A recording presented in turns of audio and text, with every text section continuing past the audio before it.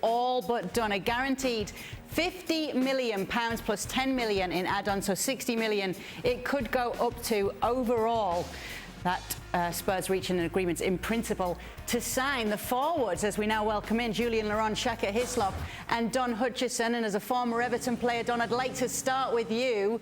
What are your thoughts on the move? Because we hinted a little bit of scepticism on Twitter from you today. Yeah, I'm okay with the move, Kay. I think the Everton camp, on social media that I've been speaking to, are quite sort of split as well. I think it's a 50-50 split. I think they thank Richarlison for the work that he's done. I think without his work in the last 2 or 3 months of the season, Everton wouldn't have stayed in the Premier League. He's outstanding. I see a player, and I think the first 2 or 3 years especially, that was quite petulant, played for himself.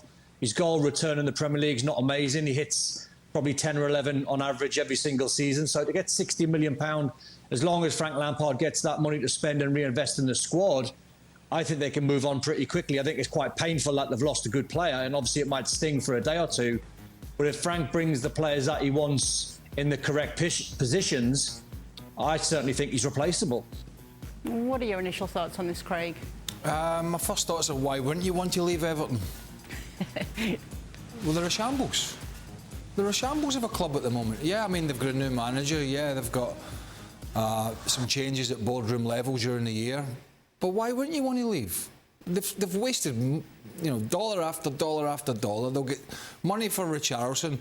There's a fair chance they'll go and wash that down the Swanee.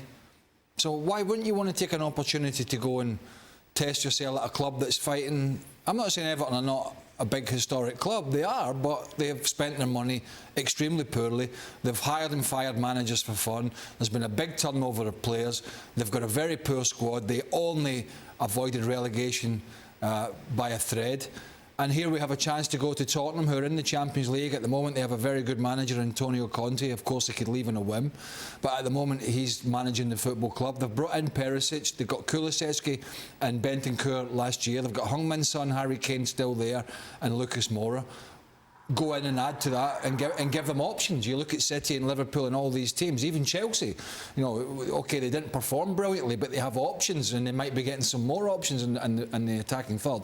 So why not try and bolster that part of the team? And if I was Richarlison, I would be quite buoyant about trying to make that move. Where will he fit in then, Jules? Because that's a lot of money to spend. When Craig just listed off the players like Kane, Son, Kulusevski, who did really well since he's come in, 60 million would be a lot for a backup forward, wouldn't it?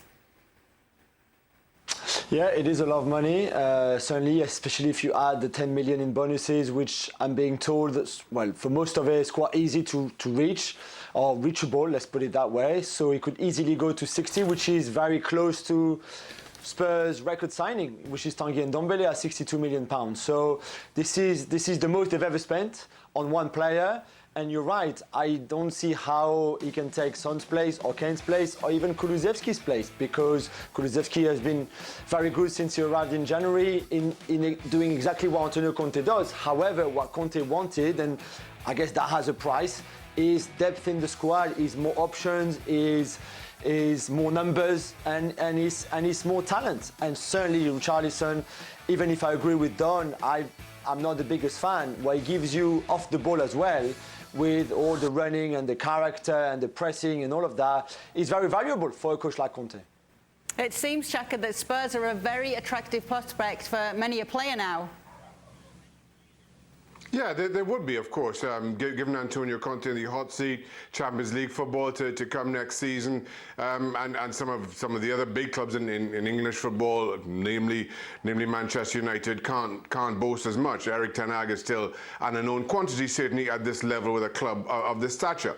So it makes a lot of sense that players want to come to Spurs and see where the future leads them. That seems a little bit more certain than some of the other challenges as I just mentioned. I'm similar to the boys, and I think what Joe said. I've never really watched Everton and Richarlison and thought, not to say that he's not a good player, right? Because he is, and anybody playing that kind of level and playing for your country, Brazil, is a good player. But I've never watched him and went, oh, I'd have him. I've never really went, oh, I'd need to go and get him. However, this is the kind of age we're in now, where it's 50, 60 million if you're at the top elite level to bolster your squad. It used to be 5 or 10 million to bring in a couple of guys to be back up. And I'm not suggesting he'll be back up. We don't know when the season starts what will happen. But that's the price you pay now, and somehow Antonio Conte seems to have convinced a very frugal Tottenham board and ownership that now that I've got you in the Champions League and if you want me to stay, then this is what we have to do if we're going to maintain this forward momentum. Don, speaking about that as well, Antonio Conte, obviously got to be a pull here. There's a feeling for many that Conte and Richarlison could be a match made in heaven, and that he's just the type of player that Conte loves. He could be, but as I said before, he is quite petulant, and he'll get wiser and he'll get more, I think, understanding of his teammates. And he goes to a brand new club; it's different. He felt as though he was the big fish at Everton, so he could express his feelings and his character. Like Jules said, once you go to a new club with a manager like Conte, he's going to have to tone it down a little bit and be more of a team player. I think he's in direct rival with Kulusevski for the starting sort of berth, if you like, because I think Perisic will play as a left wing back in that three like Conte likes to play. So it'll be for sure Son off the left-hand side, Harry Kane through the middle, then Richarlison battling Kulusevski for that spot on the right-hand side. So he's going to have to knuckle down. He's going to have to work because the talent is there. I think as much as I'm saying he has been petulant and he's not really a team player, when you watch him, he's a gifted player. Everton fans, as I said, Kay, have been split. A lot of them loving and thanking him for the work because he knuckled down, and without him, Everton no way would have been in the Premier League because he was brilliant for the 2 or 3 months at the end of the season. But I think he's got a way to go to convince everyone watching him that he's a really elite player. So hopefully for him, this is a sort of new challenge and an unbelievable manager to respect and work under. And if you can't work and respect someone like Antonio Conte, who'll get the better of you, then he'll have a problem.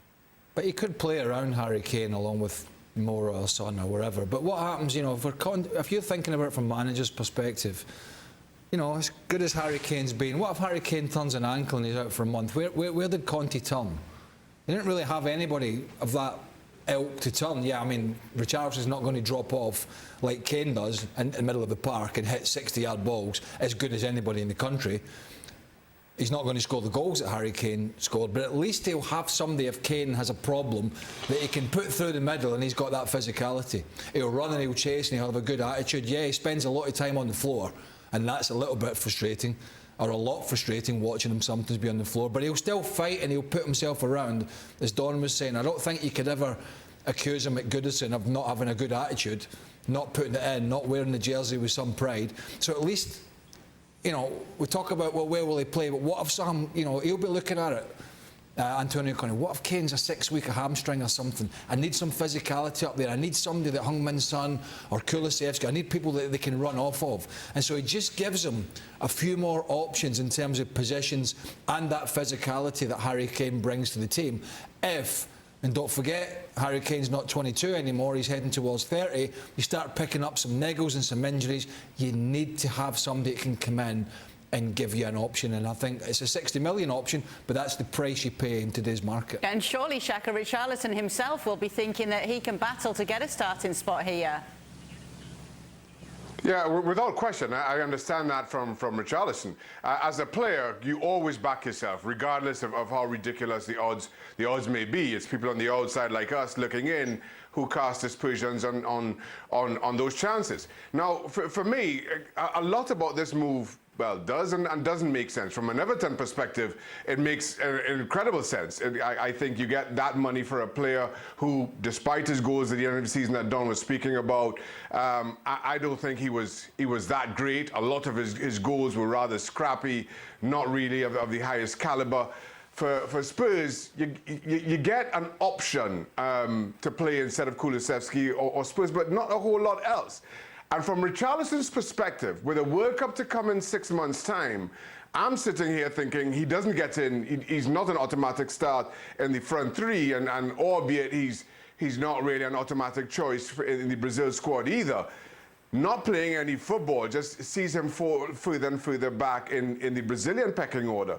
So from a professional perspective, certainly in the short term with the World Cup in mind, it doesn't make sense for Richarlison either.